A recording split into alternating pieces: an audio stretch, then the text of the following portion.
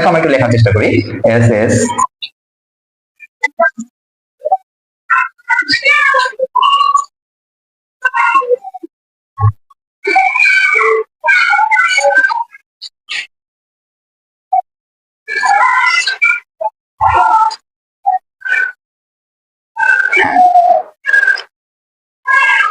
এই দেখো আমরা সাজাইলাম, তাই না?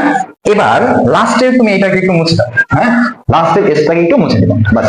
এখন দেখো এই যেটা আমরা লিখলাম, এখন সরি আপনি তো এইভাবে লিখলেন না, আমরা কিভাবে লিখবো? এখন দেখো তোমরা কি করবা, এখানে আমরা এস এস এস আমি তো মুখস্থ করে লিখে ফেলছি, কিন্তু তুমি কিভাবে মুখস্থ করে লিখবা? আমি তো এটা মুখস্থ জানি না, না তোমার এটা মুখস্থ করার প্রয়োজন নাই, তুমিও আমার মতোই এমনিতেই লিখতে পারবা। তো কিভাবে লিখবা? দেখো আমরা বলছি যে একটা ছন্দের মাধ্যমে এটাকে মনে রাখার চেষ্টা করবো, কিন্তু এখানে ছন্দটা কই হইলো? হ্যাঁ, এখন আমরা ছন্দটা লেখার চেষ্টা করি, তাহলে দেখো তোমাদের জন্য সহজ হয়ে গেছে। তাহলে দেখো প্রথমে এস আছে, তুমি এটাকে পড়ার চেষ্টা করো যে শোনো কি, আমরা প্রথম যে এস আছে এটাকে কি বলবো? শোনো। এর পরবর্তী যে এস আছে এটাকে বলবো কি? আবার শোনো। তাহলে কি হবে? শোনো শোনো। এসে কি হবে? শোনো। আবার এস আছে, তাহলে আমি আবারও বলতে পারি শোনো। এরপরে দেখো টি আছে, তাহলে আমরা এটাকে কি বলবো? প্রিয়। তারপরে এস আছে, এটাকে বলবো আমরা শোনো। তাহলে কি হইলো দেখো তো? শোনো শোনো প্রিয় শোনো। আবারও দেখো পিএস আছে, তাহলে আমরা প্রিয় পরিবর্তে কি লিখতে পারি? প্রিয় লিখতে পারি। তাহলে কি হবে? প্রিয়, তারপরে আবার এস আছে, তাহলে আমরা এখানে বলবো কি? শোনো। তাহলে দেখো শোনো শোনো প্রিয় শোনো প্রিয় শোনো, দুইবার করে আসছে। আবার দেখো বলতে কি?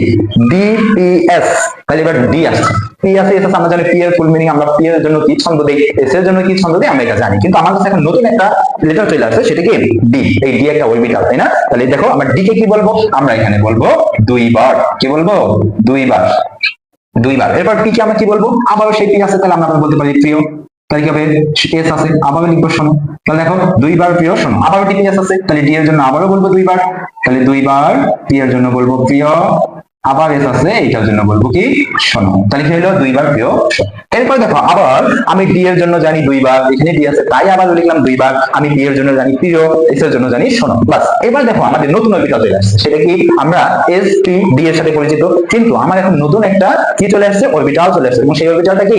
এই দেখো এফ। তাহলে আমরা এফ এর জন্য কি বলবো? এখানে এফ হবে ফের। কি বলবো আমরা? ফের মানে কি? আবার। ফের মানে কি? আবার। তাহলে দেখো ফের ডি আছে, তাহলে আমরা কি বলবো? ওই যে আমরা লিখছি ডি এর জন্য দুইবার, এখানেও লিখবো দুইবার। পি আছে তাই লিখবো কি? প্রিয়। এরপরে এস আছে, এস এর জন্য লিখবো কি? শোনো। তাহলে কি বলবো? ফের দুইবার প্রিয় শোনো। আবার দেখো এফ আছে, তাহলে আমরা এখানে আবারও বলবো কি? ফের। কি বলবো? ফের। ডি আছে, লিখবো দুইবার। এরপরে পি আছে, লিখবো প্রিয়। ঠিক আছে? তাহলে আমরা কি লিখবো? শোনো শোনো প্রিয় শোনো প্রিয় শোনো, দুইবার প্রিয় শোনো দুইবার প্রিয় শোনো, ফের দুইবার প্রিয় শোনো ফের দুইবার প্রিয় শোনো। তার মানে প্রতিটা কথা তুমি দুইবার করে বলবা। দেখো আমি কি বলছি? শোনো শোনো, একই কথা কয়বার বলছি? দুইবার। আবার বলছি কি? প্রিয়